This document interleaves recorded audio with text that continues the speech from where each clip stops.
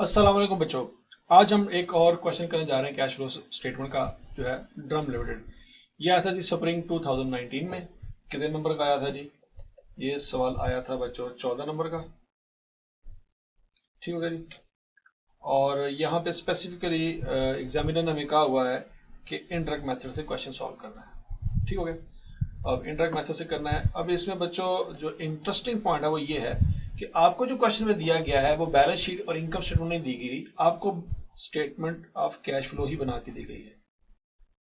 मतलब incorrect statement of cash flow सवाल में दी गई है और आपने correct statement of cash flow बनानी है। ये एक यूनिक तरह का क्वेश्चन आया था इससे पहले, और इसके बाद कभी इस तरह का सवाल नहीं आया। तो ऐसा हो सकता है कि इस तरह का सवाल दोबारा भी आ जाए। तो बच्चों हम इस तरह के क्वेश्चन को भी देखेंगे। अब बच्चों देखते हैं कि junior accountant of drum limited has prepare the following statement of cash flow for the year ended 31 दिसंबर 2018। एक जूनियर अकाउंटेंट है, उसने कैश फ्लो बनाई है और उसने कंप्लीट कैश फ्लो बनाई है। और बाद में क्या हुआ क्या नहीं हुआ वो हम पढ़ते हैं। Junior accountant informed you that he has taken the difference of opening and closing balance of each balance sheet item and classified each difference as either operating, investing or financing cash flows। उसने दो balance sheet पकड़ी है, एक पिछले साल की एक अगले साल की। ओपनिंग क्लोजिंग का जो डिफरेंस है जस्ट वो लिखा है। ड्यूरिंग द ईयर कोई चीज ऐड हुई है, कोई माइनस हुई है, कोई डेप्रिसिएशन चार्ज हुई है, कोई provision for bad debts charge हुई है, कोई और ऐसी चीज एक्सपेंस में गई होगी ड्यूरिंग द ईयर, उसने उसको कंसिडर नहीं किया। जस्ट बैलेंस शीट की ओपनिंग क्लोजिंग का डिफरेंस लिया है। He further informed that the statement is tied up with the cash balance appearing in the balance sheet। यहां से बच्चों ये बात भी समझ आई है। वो कहता है कि बैलेंस शीट में आने वाला जो कैश है वो बिल्कुल 450 और 100 है, ये बिल्कुल ठीक है, ये करेक्ट बैलेंस है। क्यों? क्योंकि वो कहता है कि स्टेटमेंट बिल्कुल मैच हो गई है जो बैलेंस शीट में बैलेंस आ रहा है। इसका मतलब है ओपनिंग बैलेंस शीट में जो बैलेंस आ रहा है कैश का वो 450 है और जो क्लोजिंग आ रहा है वो 100 है। इसका मतलब है हमारा भी जब भी हमने अपनी कैश फ्लो बनानी है तो उसमें भी 450 और आखिरी आंसर हमारा 100 होना चाहिए। Burrell he has ignore the following information. नीचे वाली जो इन्फॉर्मेशन है वो उसने इग्नोर कर दी है बच्चों, लेकिन हमने उसको अकाउंट फॉर करना है अपने जो स्टैंडर्ड्स के मुताबिक। नंबर 1, डेप्रिसिएशन और building and equipment amounting to 480 and 810 respectively उसने इग्नोर कर दी है। अब हमारा जो सवाल है बच्चों उसमें रुपीज इन थाउजेंड है, ये याद रखना है आपने। उसने रुपीज इन थाउजेंड में कैश फ्लो बनाई है, तो बच्चों हम भी रुपीज इन थाउजेंड में कैश फ्लो बनाएंगे, तो 3 जीरो उड़ा देंगे। ये पहला पॉइंट है बच्चों। During the year equipment costing 560 and having a book value of 310 was sold for 440। ये बच्चों डिस्पोजल अकाउंट में जाएगा। ऊपर वाला जो जाएगा वो एसेट्स की कैलकुलेशन में जाएगा, दूसरे वाला डिस्पोजल की कैलकुलेशन में जाएगा, तीसरे वाला पॉइंट जो है वो प्रोविजन फॉर डाउटफुल डेट है, प्रोविजन में जाएगा। चौथे वाला जो पॉइंट है dividend amounting 700 was paid during the year. बच्चों डिविडेंड पेबल की वर्किंग में जाएगा। आप याद रखना है आपने कि रिटेन अर्निंग की वर्किंग में जो डिविडेंड आते हैं वो डिक्लेयर आते हैं, पेड नहीं आते। डिविडेंड पेबल की वर्किंग में डिविडेंड पेड आते हैं, डिक्लेयर नहीं आते। मतलब डिक्लेयर वहां से निकलेंगे वो रिटेन अर्निंग में चले जाएंगे। तो ये डिविडेंड पेबल की वर्किंग में जाएगा। Point number 5, interest and tax expenses for there amounted to 378 and 650। ये इंटरेस्ट एक्सपेंस की वर्किंग में चला जाएगा, ये टैक्स एक्सपेंस की वर्किंग में चला जाएगा। Trade and other payable other 31 November 2018 included 950 for purchase of land building. इसका मतलब बच्चों ट्रेड पेबल को हमने ठीक करना है। रेक्टिफाई ट्रेड पेबल, ठीक है, हमें इसको ठीक करना है। ये अब बच्चों हमारा ओवरऑल क्वेश्चन है, इसको हमने अब देखते हैं किस तरह से सॉल्व करना है। सबसे पहला पॉइंट तो ये है कि हमने रिटेन अर्निंग की वर्किंग बना के प्रॉफिट बिफोर टैक्स निकालना है, क्योंकि वहां से हमारा क्वेश्चन शुरू होना है। तो बच्चों हम यहाँ पे सबसे पहले क्या करेंगे, ड्रम लिमिटेड का नाम लिखेंगे।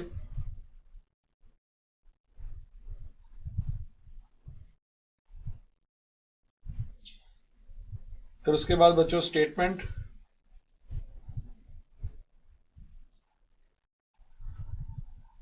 Of cash flows for the year ended 31 दिसंबर 2018।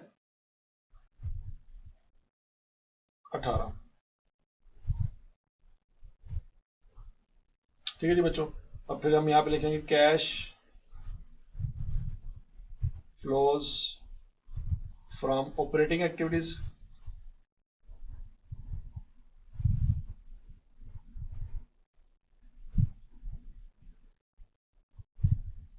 और यहाँ बच्चों लिखेंगे रुपीज इन 1000, और यहाँ पे लिखेंगे बच्चों प्रॉफिट बिफोर टैक्स, जिसके लिए हमें वर्किंग करनी पड़ेगी।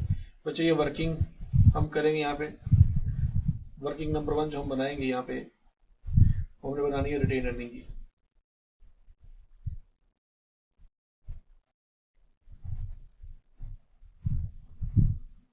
ब्रॉड डाउन लिखेंगे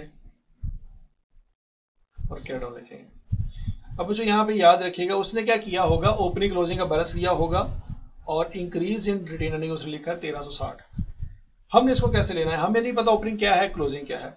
बच्चों हम ओपनिंग यहाँ पे अज्यूम कर लें कि 1000 है, तो फिर क्लोजिंग हो जाएगा 2360 2360, क्योंकि चेंज आना चाहिए 1360 का।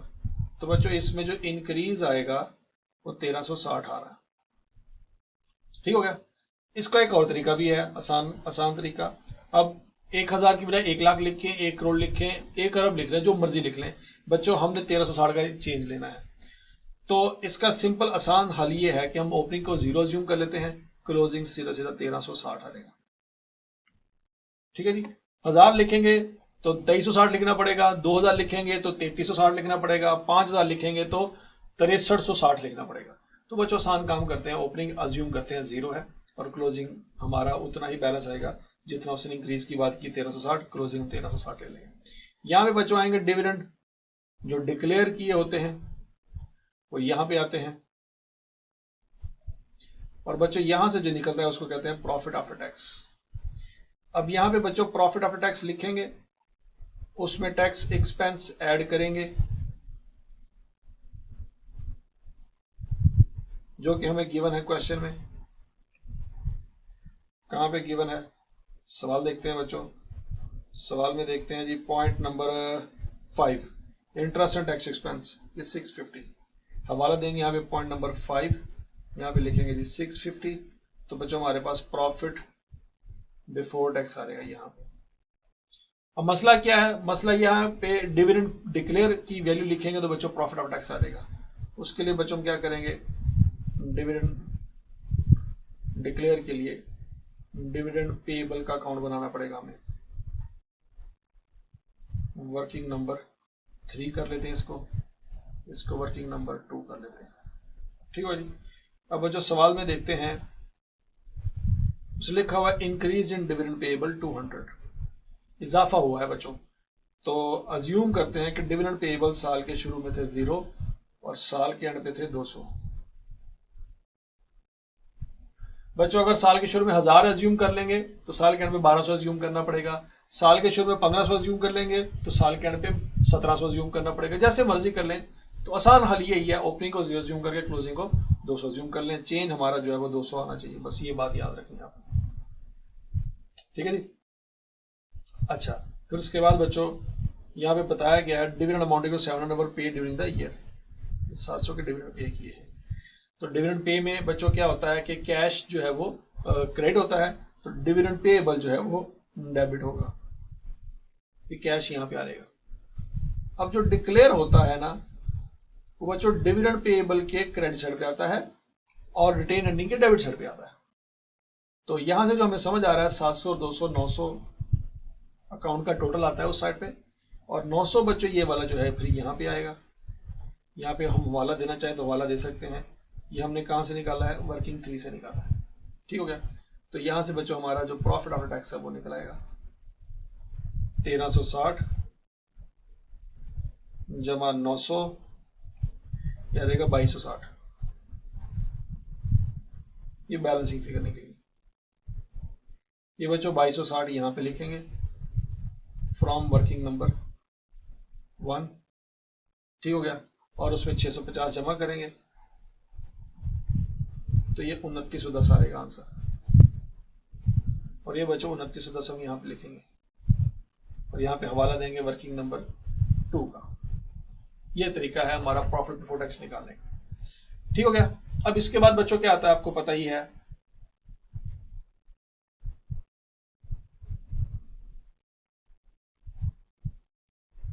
एडजस्टमेंट्स फॉर का कॉलम आएगा। उसमें आ जाएगा बच्चों डेप्रिसिएशन।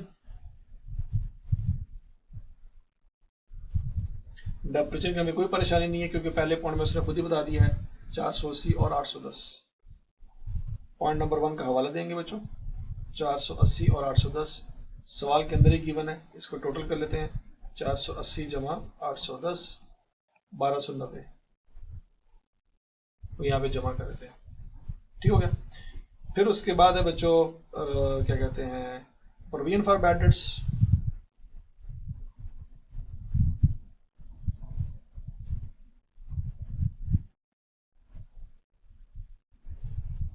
आपको पता ही अगर प्रोविजन फॉर बैड डेट्स लेंगे तो डेटर में जो इंक्रीज डिक्रीज लेना पड़ेगा वो ग्रॉस लेना पड़ेगा, या अगर हम प्रोविजन को इग्नोर कर दें तो डेटर में जो इंक्रीज डिक्रीज लेंगे हम नेट लेंगे, तो हमारा दोनों सूरतों में आंसर सेम आएगा।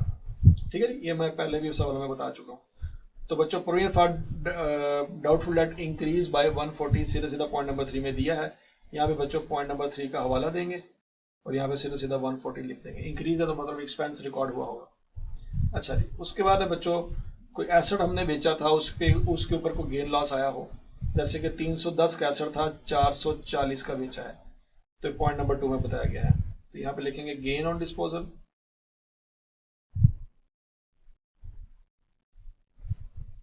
कहाँ पे बताया हुआ है जी, पॉइंट नंबर 2 में। यहाँ पे पॉइंट नंबर 2 का हवाला देंगे बच्चों, यहाँ पे लिखेंगे 440 माइनस 310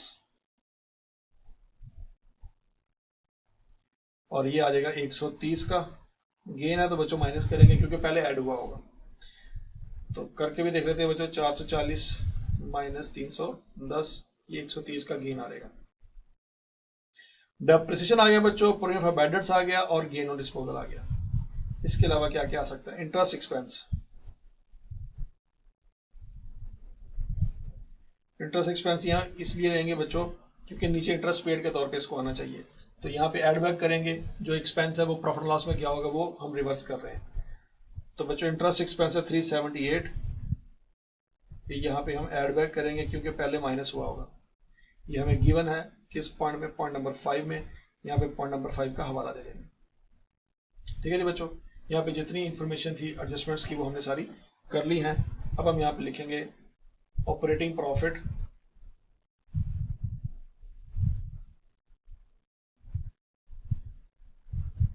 बिफोर वर्किंग कैपिटल। वो हम कैलकुलेट कर लेते हैं बच्चों। 2910 प्लस 1290 प्लस 140 माइनस 130 प्लस 370 378 4588। ठीक है बच्चों, ये 4588 जो है हमारा आंसर आ जाएगा। उसके बाद बच्चों आपको पता है यहाँ पे क्या करते होते हैं, चेंजेस इन वर्किंग कैपिटल लेते होते हैं।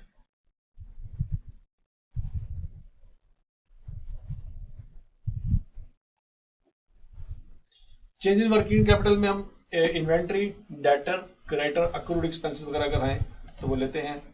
अब सवाल में बच्चों increase in net trade receivable उसने बताया है, हमें नेट नहीं लेना, हमने ग्रॉस लेना है। तो बच्चों उसके लिए हम यहाँ पे वर्किंग कर लेते हैं। हम यहाँ पे लिखेंगे ब्रॉड डाउन, यहाँ पे लिखेंगे कैरी डाउन। नेट रिसीवेबल यहाँ पे लिखेंगे बच्चों।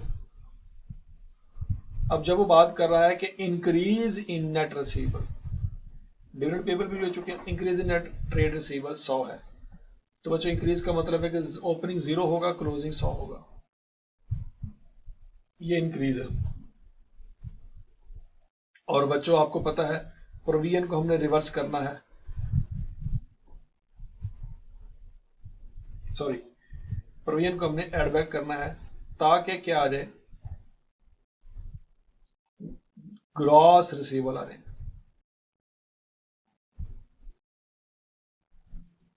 अच्छा जी, प्रोविजन में उसने कहा था कि इजाफा हुआ है। पॉइंट नंबर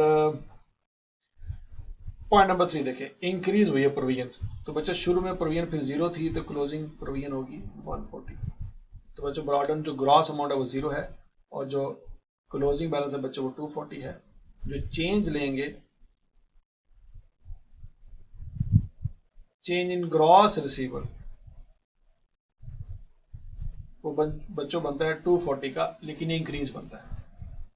तो बच्चों यहां पे हम लिखेंगे increase in trade receivable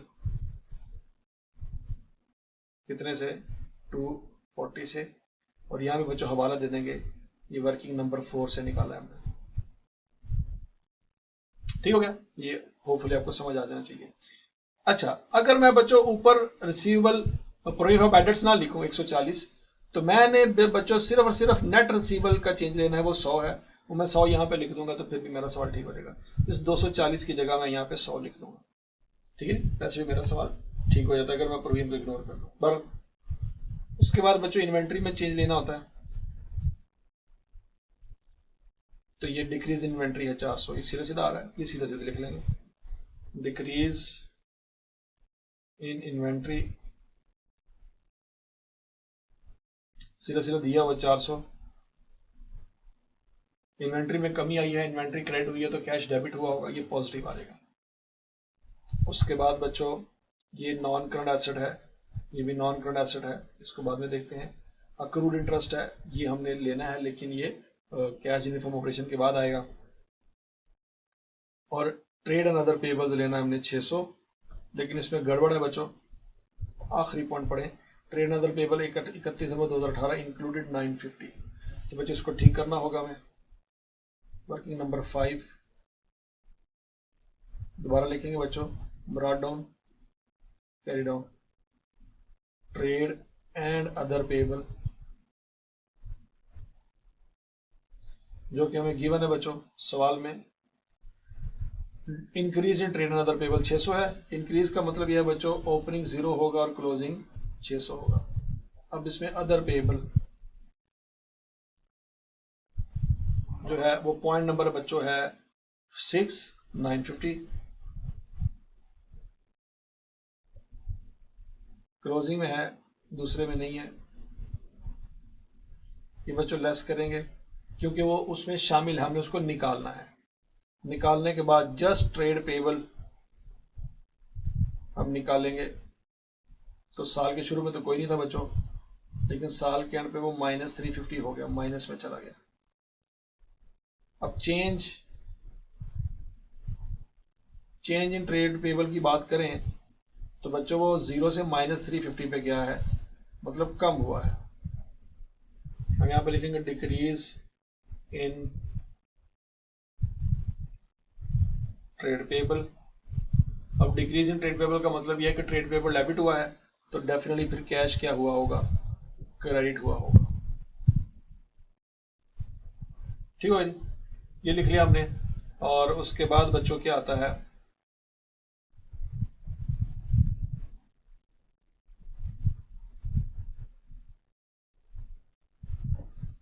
trade payable भी हो गया, वो लॉन्ग टर्म लोन है, शेयर कैपिटल है, trade inventory, tax payables, interest payable, ठीक है, सब कुछ आ गया।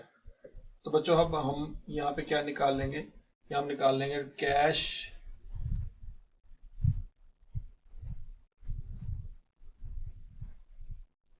जनरेटेड फ्रॉम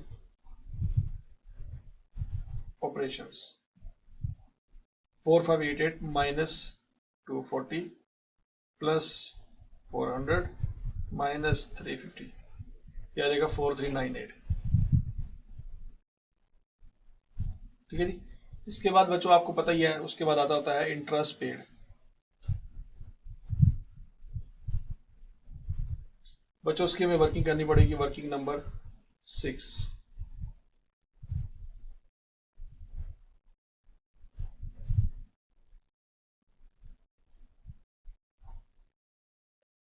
इंटरेस्ट पेबल के बारे में बच्चों उसने सवाल में बताया हुआ है, इंक्रीज इन अक्रूड इंटरेस्ट 50।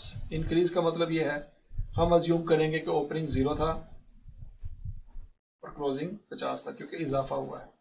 और प्रॉफिट एंड लॉस में आने वाला जो इंटरेस्ट एक्सपेंस है, जो कि सवाल में उसने बताया भी हुआ है पॉइंट नंबर 5 में, वो 378 है। तो बच्चों इस साइड पे आएगा, क्रेडिट साइड पे, और प्रॉफिट एंड लॉस में डेबिट साइड पे आएगा, और यहां से बच्चों कैश निकल आएगा। तो 378 माइनस 50 करेंगे तो बच्चों 328 आता है, इसको वर्किंग नंबर हम 6 का हवाला दे देते हैं, तो यहाँ पे लिख लेंगे 328। उसके बाद बच्चों आएगा टैक्स पेड, उसके लिए वर्किंग नंबर 7 बनाएंगे हम।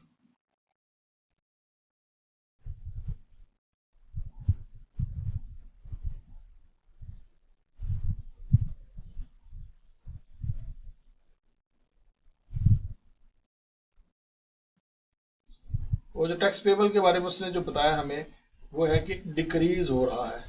डिक्रीज करने का मतलब ये है कि हम क्लोजिंग अगर 0 ज्यूम करेंगे तो ओपनिंग 60 ज्यूम करना होगा, ये डिक्रीज है।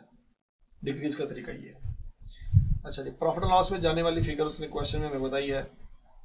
पॉइंट नंबर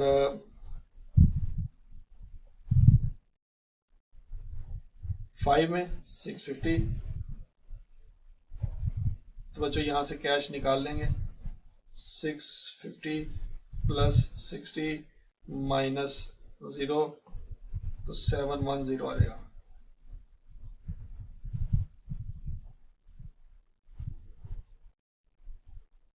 यहाँ पे बच्चों cash inflows from operating activities आ जाएगा।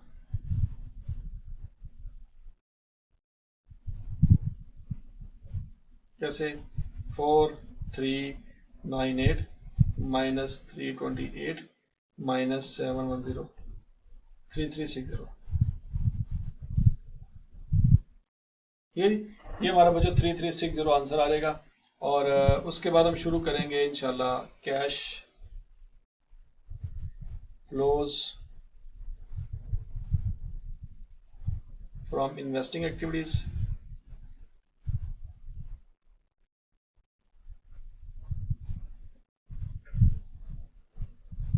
यहाँ पे आएगा बच्चों purchase of property plant and equipment, working number ये 7 है बच्चों। यहाँ पे वर्किंग नंबर 8 बन जाएगी।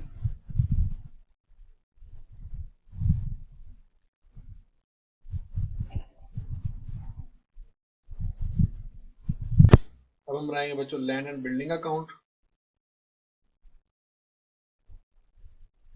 Working number 8। क्वेश्चन में देखते हैं बच्चों, उसने कहा जी increase in land and building at 2600। तो बच्चों इंक्रीज का मतलब तो यही हुआ ना कि फिर ब्रॉट डाउन 0 होगा और कैरी डाउन होगा 2600। बच्चों चूंकि उसने यहाँ पे लैंड एंड बिल्डिंग की बात की, एक्यूमुलेट क्या कहते हैं बैलेंस शीट में नहीं होगा, अगर होता तो वो उसका भी इंक्रीज डिक्रीज ले चुका होता। तो सीधी सी बात है कि फिर ये जो इंक्रीज डिक्रीज वो लैंड एंड बिल्डिंग में ले रहा है वो WDV पे बन रहे होंगे, क्योंकि बैलेंस शीट में अगर एक्यूमुलेटेड डेप्रेशन होता तो वो एक लाइन आइटम यहाँ पे और ऐड कर रहा होता। तो ये जो 2600 का इजाफा हुआ है वो WDV की बेसिस पे हुआ है। तो बच्चों ये WDV बेसिस पे हम इसको बनाएंगे। इसका मतलब ये भी हुआ कि डेप्रेशन इसी के अंदर आएगी। अब सवाल के अंदर लैंड एंड बिल्डिंग की डेप्रेशन जो उसने हमें दी हुई है, डेप्रिसिएशन और बिल्डिंग 480 है और इक्विपमेंट के ऊपर 810 है। तो बच्चों 480 यहाँ पे लिखेंगे, ठीक हो गया। जब डेप्रिसिएशन यहाँ पे लिखेंगे तो यहाँ से बच्चों हमें पता चल जाएगा कि ड्यूरिंग द ईयर कितना एडिशन हुआ है। ये 2600 प्लस 480 क्या आ जाएगा 3080। लेकिन इसके साथ एक और चीज भी है बच्चों, पॉइंट नंबर 6 देखें, trade and other payables including 950 for purchase of land and building. तो ये 950 वाला जो पॉइंट है ये भी आना है यहाँ पे पेएबल, तो ये भी हम माइनस करेंगे यहाँ से। तो बच्चों 2130 हमारा कैश है। सादा अल्फाज में बच्चों लैंड एंड बिल्डिंग में इजाफा हुआ है 3080 से, लेकिन बच्चों कुछ हमने पैसे अभी नहीं दिए, कुछ हमने उधार किया हुआ है और बाकी हमने 2130 रुपए दिए हुए हैं, ठीक हो गया। तो जो 2130 रुपए दिए हुए हैं वो हमारे कैश फ्लो में जाएगा, जो पैसे अभी नहीं दिए, अभी हमने उधार किया हुआ है, वो अभी लाइबिलिटी है, वो कैश फ्लो में नहीं जाएगा। ये बेसिकली पॉइंट है यहाँ पे। तो बच्चों यहाँ पे प्रॉपर्टी प्लांट के ऊपर लिखने की बजाय अगर हम सिर्फ लैंड एंड बिल्डिंग लिख लें तो वो बेहतर है, क्योंकि फिलहाल अभी हमने लैंड एंड बिल्डिंग की कैलकुलेशन की है। वर्किंग नंबर 8 का हवाला देंगे और यहाँ पे लिखेंगे 2130। पैसे चूंकि गए हैं तो माइनस में लिखेंगे। उसके बाद बच्चों लैंड एंड बिल्डिंग हो चुका है, अब उसकी बारी है इक्विपमेंट की बारी है। अब हम इक्विपमेंट का अकाउंट बनाएंगे।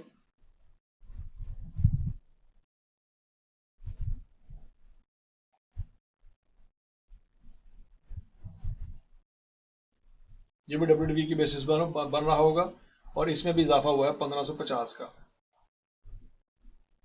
तो बच्चों इजाफा होने का मतलब यही है, फिर हम अज्यूम करेंगे ओपनिंग 0 है और क्लोजिंग 1550 है। यहाँ पे बच्चों डेप्रिसिएशन भी आएगी जो कि क्वेश्चन में उसने हमें दी हुई है, कितनी है 810, ये वाली, ठीक है जी। 810 डेप्रिसिएशन आएगी बच्चों, और कुछ डिस्पोजल में भी जाना है, और जो डिस्पोजल में जाना है वो WDV की बेसिस पे जाना है। क्वेश्चन में बच्चों उसने बताया हुआ है हमें क्वेश्चन में कि during the year N equipment costing 560 having book value of 310 was sold for 440। तो 310 बुक वैल्यू है वो यहाँ पे बच्चों रिकॉर्ड करेंगे, और यहाँ पे हमारे पास आंसर आ जाएगा कैश का जो ड्यूरिंग द ईयर हमने को परचेज किया होगा। तो बच्चों 1550 जमा 310 जमा 810, यह आ जाएगा 2670, और ये हमारी वर्किंग नंबर 9 है। डिस्पोजल अकाउंट बनाना चाहें डिस्पोजल अकाउंट भी बना लेते हैं हम। वर्किंग नंबर हो जाएगा 10। बच्चों यहाँ पे WDV रिकॉर्ड करेंगे इक्विपमेंट की जो कितनी आ रही है 310, साथ यहाँ पे हम कैश रिकॉर्ड करेंगे, और ताकि कोई गेन लॉस है तो वो भी निकल आए। सवाल में उसने मेरा ख्याल है हमें बताया हुआ है कि कितने का सेल किया है 440 का, तो गेन लॉस कितना निकला था मतलब 440 और 310, 440 माइनस 310, 130 का हमारा गेन है बच्चों। इस तरीके से अकाउंट भी क्लोज हो जाता है। अच्छा जी, अब यहां पे लिखेंगे बच्चों purchase of equipment, working number 9, कितने का इक्विपमेंट है जी 2670। फिर बच्चों लिखेंगे proceeds from disposal,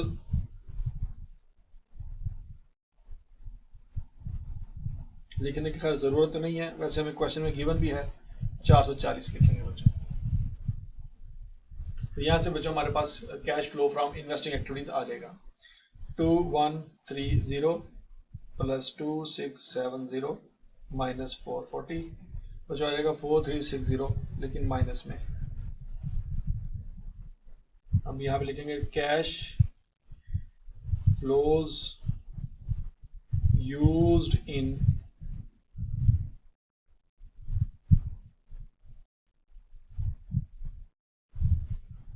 investing activities, ठीक हो गया बच्चों। उसके बाद हम बनाएंगे cash flows from financing activities,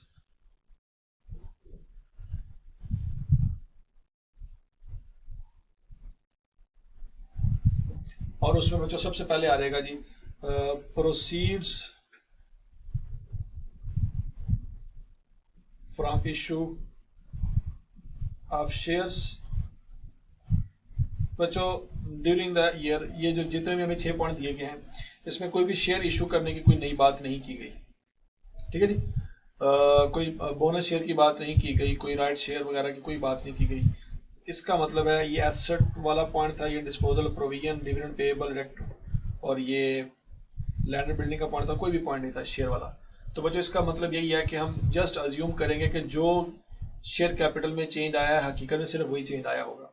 मतलब इंक्रीज इन शेयर कैपिटल हुआ है 2350 से, तो इसका मतलब यही है कि इतना हमें कैश मिला होगा, इसी तरह से हम लिख लेंगे 2350 ये पैसे आए होंगे during the year share issue करके। हमें अज्यूम करना पड़ेगा कि ये फिगर ठीक है। Decrease in long term loan, ये हमने लॉन्ग टर्म लोन की पेमेंट की है। लॉन्ग टर्म लोन के बारे में नीचे एडजस्टमेंट में कुछ भी नहीं गिवन, तो हम अज्यूम करेंगे कि ऊपर जो decrease in long term loan है वो बिल्कुल ठीक फिगर है। तो बच्चों हम यहाँ पे लिखेंगे रीपेमेंट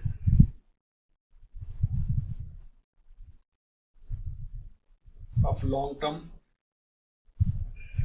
लोन 1000, बिल्कुल जो सवाल में दिया गया उसको अज्यूम करेंगे वो ठीक है। और बच्चों एक पॉइंट रह गया है हमारा डिविडेंड पेड का, वो हमें क्वेश्चन में उसने वैसे बता दिया हुआ था, हमने यहाँ पे निकाला भी हुआ है डिविडेंड पेड। ये जरा देखिएगा कैश, ठीक है जी। हम यहाँ पे लिखेंगे जी डिविडेंड पेड,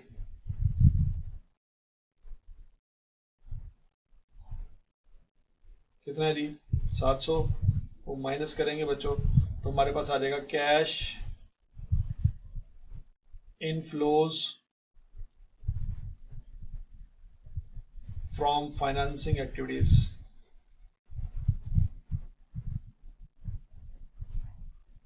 ठीक है जी। 2350 माइनस 1000 माइनस 700, ये आ जाएगा 650, ठीक है जी। हमने तीनों एक्टिविटीज से बच्चों आंसर निकाल लिया है। अब हम लिखेंगे net decrease in cash and cash equivalent. बच्चों ओपनिंग है 3360, वो लिखेंगे 3360 माइनस ये जो इन्वेस्टिंग एक्टिविटी है उसमें माइनस में है 4360 प्लस ये 650 फाइनेंसिंग एक्टिविटी का पॉजिटिव है। तो बच्चों नेट इंक्रीज डिक्रीज जो आता है वो 350 का आता है माइनस में। Net decrease in cash and cash equivalent 350 minus में। इसमें हम करेंगे add opening cash and cash equivalent.